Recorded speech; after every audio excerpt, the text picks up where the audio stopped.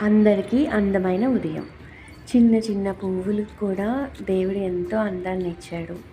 మరి అద్భుతంగా సృష్టించిన మన శరీరానికి కూడా ఎంతో అందం ఇచ్చుంటాడు కదా!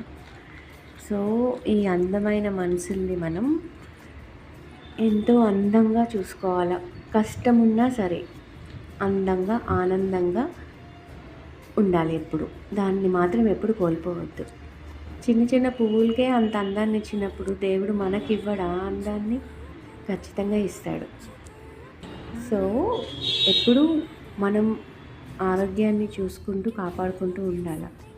దేవుడి మీద భారం వేసేస్తే అవన్నీ తీర్చేస్తాడు ఖచ్చితంగా. నమ్మకం ఉండాల దేని మీదైనా. చేసే పని మీద నమ్మకం ఉండాల. మంచి అనుకుంటే మంచే జరుగుతుంది.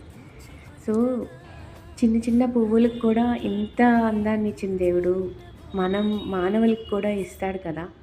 సో, ఎప్పుడు హ్యాపీగా, ఆనందంగా ఉండాలి అని నేనెప్పుడూ కోరుకుంటున్నాను.